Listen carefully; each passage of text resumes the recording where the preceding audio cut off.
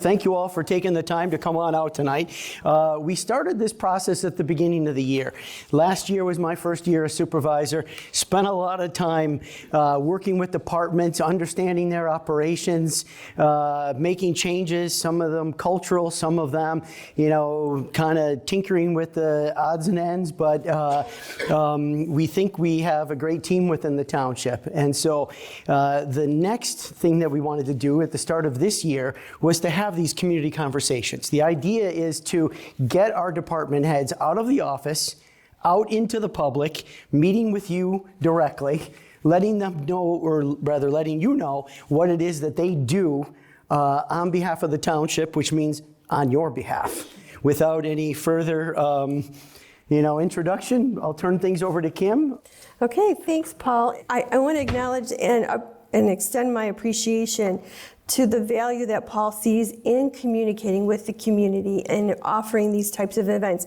And even though you came here to learn about elections, you also heard a lot of other information that is very important, and I'm certain that this will encourage you and inspire you to want to come to future events like this, of the community conversations that Paul has developed. So with that, we'll get started. My name is Kim Meltzer. I'm the Clinton Township Clerk, and I've been serving Clinton Township for over 14 years as the clerk. Prior to that, I served in other capacities as a state representative and then started my political career right here in Clinton Township as a trustee. So overall, 25 years in the industry. So I've been here a while, and it's been a great honor for me. Elections, as you've all heard about, are very contentious at times and can be. But Clinton Township, we seem to be able to have flown along and delivered elections without a lot of controversy. And I really give a lot of credit to those that work for me, that help me deliver the voice of the people. And some of you are here in the audience right now, so I really appreciate, again, that support and that teamwork that we have that I think translates into a very positive and a trustworthy endeavor, and it breeds confidence in elections, and that's what we really need. So I'm very honored to have a great staff, not only directly in my department, but when elections come, a lot of the community comes forward and offers time and effort and their expertise in working and serving the public. So with that, I'm going to get started. I kind of touched on this already. This is my agenda, what I'm going to be talking about today. We do more than elections in the clerk's office, but I wanted just to let you know what our qualifications are. The experience that does exist in the clerk's office is important because it, as I stated already, it breeds confidence in that we are capable of delivering what we say we're going to deliver and what you demand of us. And collectively, both just my clerk and myself, we share 46 years of experience, and we proudly serve the residents. I've worked, as I stated, in the State House. My deputy has worked in the county and at the city, and then of course at the township level. So we have various expertise that makes it a broad exposure for residents that call our office and may have questions thinking that we as a township can manage it, but because we've had that broader experience, we can at least direct them to those departments where we might not directly take care of it, but we can get them to the right departments at the state and county levels. There are multiple certifications that are required by state statute, and these are the classifications. I won't go into naming all of them, but they are required all the way through. What they mean, you don't really necessarily know, but it goes from the local to the international certification. So we have to know a lot about elections. We have to know if there's other residents coming into the township that might be coming from a different state, that have different laws, and how do we explain to them that we don't practice or execute elections the same way that they might execute them in another state? And how do we breed that confidence in that voter? So we learn about all those types of things from other states, not just our own. We also process passports in our office, and I'll go into that in a little bit. So what we do as a whole is we manage the people's records. That's one of the things that I brought forward over 14 years ago now, we introduced an electronic content management system because literally the staff was cutting and pasting paper and hand delivering it to different departments. And that business process needed to evolve and take advantage of the new electronic capabilities that technology had provided. So we developed an electronic content management system. And what that does is it not only helps us within the township to break down those walls or those silos that create duplication of effort, take delays in delivering the product, but it also helps you, the resident, to have access to what is your documents. These are your records, and we can do it in a way that is very inexpensive now too. FOIA, which is the Freedom of Information Act, which is how you access the documents that you might want to review, used to cost quite a bit of money. You'd have to pay for the printing, the time to go into the warehouse if they were stored. Now, with basically a click of the mouse and zero paper, we can almost at very little cost or no cost deliver the information that you're looking for that is your information and have it to you in a very fast, efficient, and low cost, if no cost way. So that's one of the things that we take pride in our office, is managing the records that belong to you. We also manage the board agenda and meeting minutes. That's also a statutory requirement, and that's all information that you readily want when you want it. So we do that. Passports, now that is a non-statutory responsibility, but it is one that we've developed in the clerk's office under my administration. And the passports is a great service for the community. You do not have to be from Clinton Township to access that service. So we get people from all over coming to Clinton Township, and that is a great revenue source. We bring in over 6 figures a year in processing passports, and it's cost us nothing because we are able to secure grants to buy the cameras, to buy the paper, and we work with the federal government and are certified again. That's another annual certification that we are required to know how to pass in order to execute passports. And of course, we execute elections, which we talked about already, and we take on voter registrations, which is very important right now. It's a very hot topic because there are a lot of controversy associated with registrations and making sure that people are U.S. citizens, and those are some of the concerns people have. But I guarantee you, we are working very diligently along with the state of Michigan to make sure that those that are registering to vote are legally able to do so.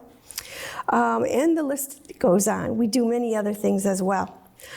So how did we get here in terms of elections, and how does that affect Michigan's elections?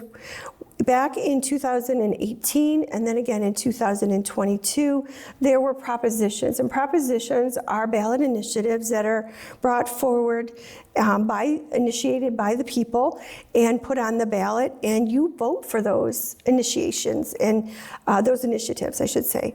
And one of the things that they've done is there's actually 5 here. It allows for Michigan to offer 9 days of early voting. That's in-person voting. So what does that mean? So when you vote on, normally when you used to, before this proposition passed, you could go only on one day, on election day, and vote in person, or you could vote absentee. So now, because of this proposition, and the people voted it by over 60% of the electorate in Michigan, it allows us to offer 9 days of early voting, and that's 8 hours a day for 9 days leading up to election day. And we have 4 locations, and I'll talk about that in a little bit.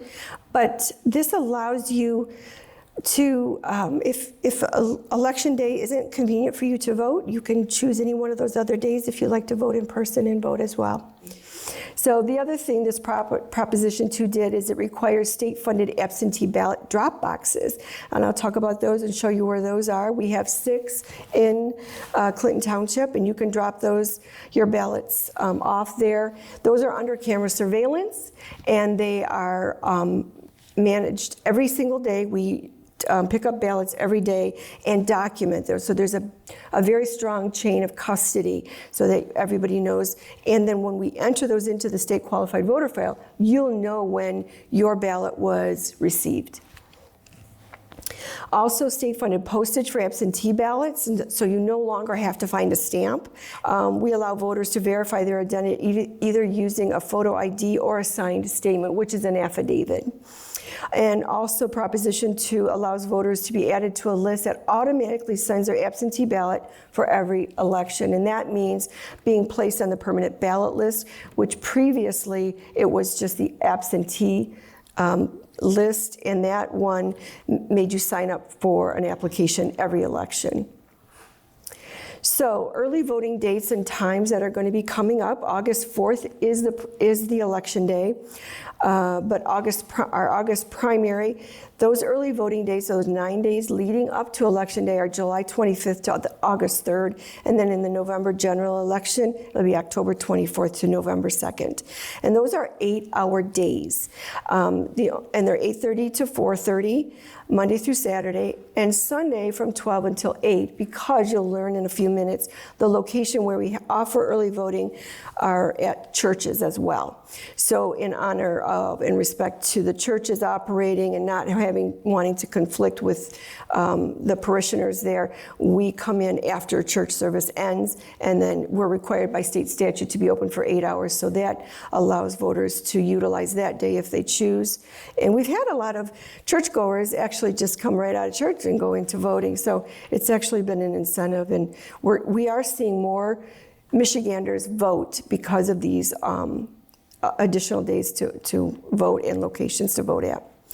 So this year, we just recently added a new location, Victory Church, but since we implemented early voting, as of March 16th of 2026, Clinton Township Board of Trustees meeting, the board unanimously approved the locations for early voting. And these four are the Civic Center right next door, Faith Baptist Church, Kensington Church on Hall Road, and Victory Church on Hayes. And so you can see by the map, we've kind of made sure the geography is a fair placement so that those that live at the south end of the township don't have to go all the way to the north end and vice versa to deliver and to vote on elections on the early voting day.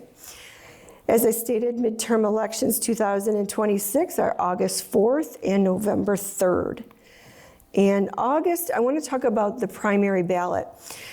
Often we get folks that say, I have never had to have a ballot like this, or I've never had to pick a ballot style.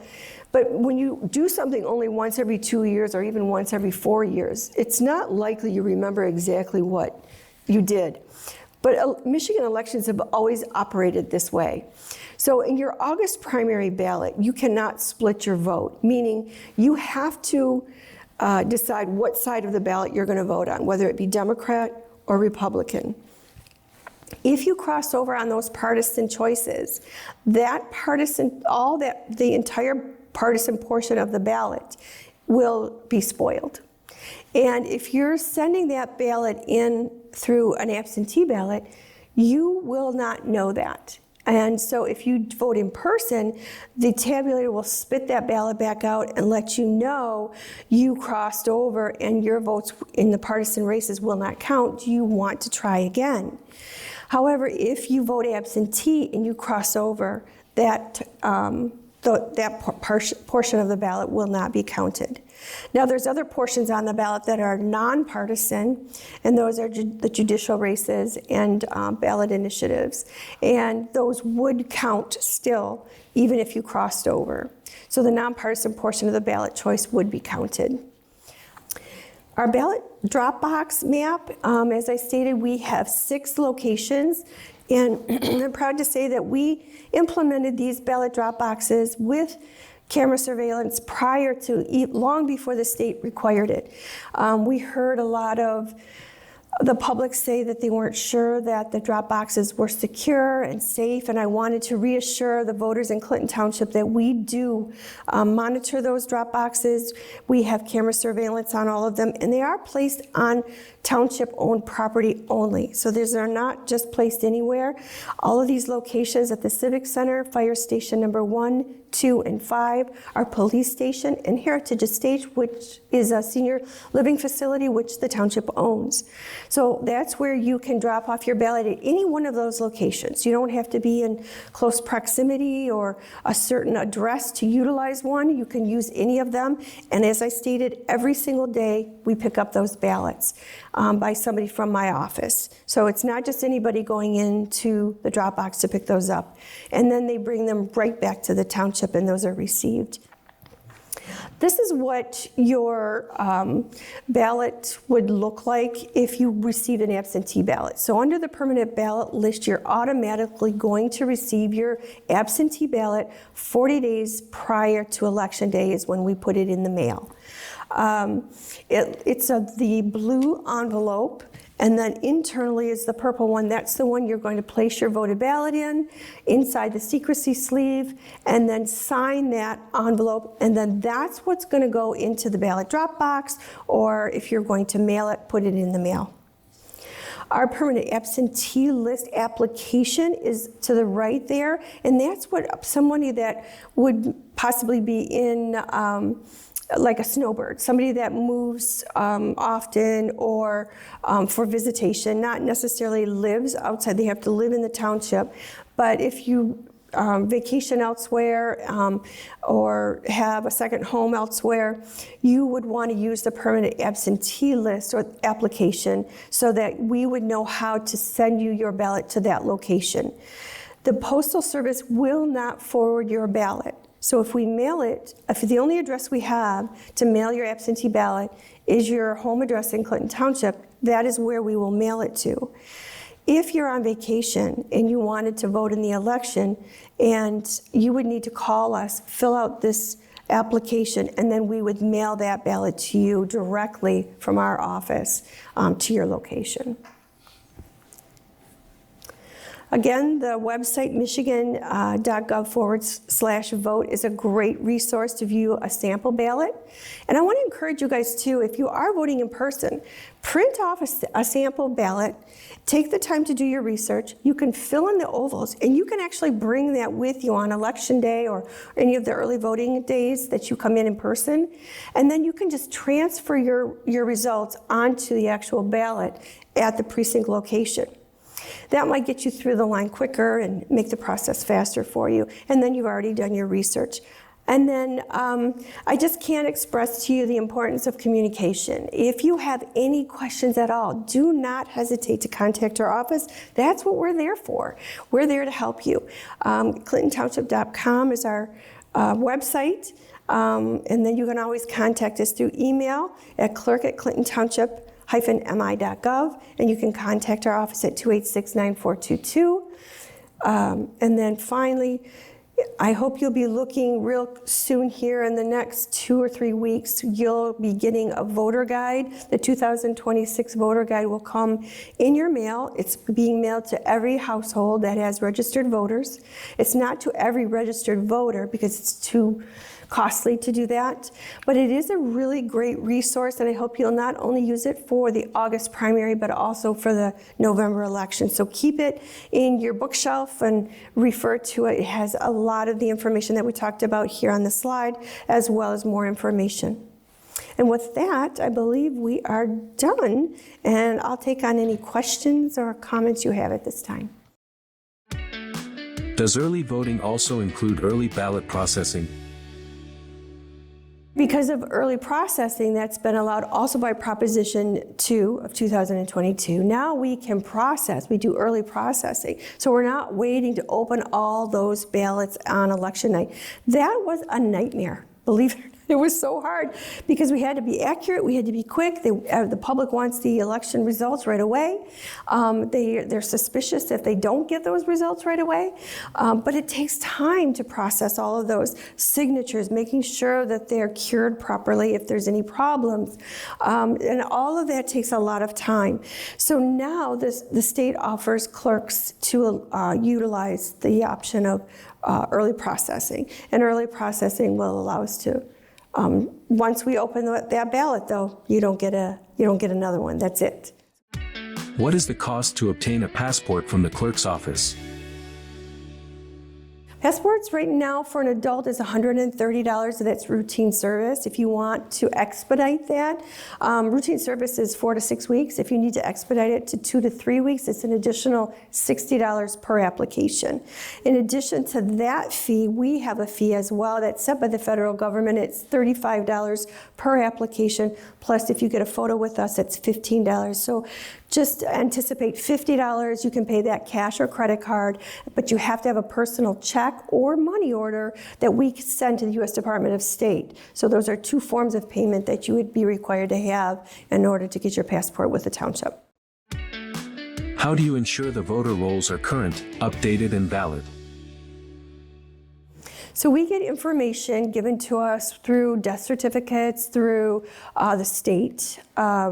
State of Michigan, they just did a huge voter roll clearing, and we received a lot of notice on that. And then what we do is send out verification cards, which are like pink cards. I just had a gentleman call me today and said, how come you doubt that I'm registered to vote? I said, well, because there's certain things that might be happening. And sure enough, he has one address in the township and then another one in the township, but that's his mom, that's his postal address. So that triggers a conflict, and so now we have to verify. So just because something doesn't look right doesn't mean it isn't right. It just means we have to verify it. And so we've checked voter rolls on a daily basis. And I never learned this until I became a clerk, how many people move in and out of any given community. I mean, it is constant, hundreds in a day that we have to, people move in and move out. And you might not think that that's how it is. And even like a bigger city, it's even, incredibly. They have departments that just deal with voter registration. We don't. We do it all under one roof because we don't have we're not millions in population like the city of Chicago or New York or these bigger communities. So, but yes, voter rolls are very important, and it's something we definitely keep an eye on and follow up with and make sure our rolls are as clean as possible. One of the things, and I can carry on if you don't mind on that note, is those that challenge the voter rolls, they'll say, well, we asked how many voters voted on election day, and then 2 weeks later, we asked, for the list of the voters that have been registered. Well, I guarantee you that list is going to look totally different because people move in and out. So some will classify that as, well, see, you have more voters, more ballots than you did voters, so there's fraud. No, that isn't the case, because on election day, that is how many voters that voted that we did have. But those people have since moved, and people do that. So you have to recognize that, take that into account. When should I renew my passport that is set to expire? 6 months. You want to make sure Michigan requires that you have your ballot or that you have your passport renewed within a 6-month period. The U.S. does. So if you were to go to another country, you might be able to get out, but you might not be able to get back in. So if your passport is expiring within a 6-month period of time, you risk not getting back into the country. So you have, within a 6-month period of expiration, you need to renew your passport. And keep in mind, it can take up to 4 to 6 weeks on routine service to get that processed. However, a few years ago, we had a huge backlash, and it was 6 months to a year wait. So you just never know. So within a year of your passport expiring, I would start getting that ball rolling, contact our office to make sure that, to determine what the time frame is to get your passport. I really appreciate you taking the time to come out, asking the questions.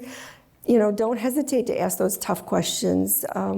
It's important that you learn. It's important that you know that we're fighting for democracy. We're fighting to deliver your voice.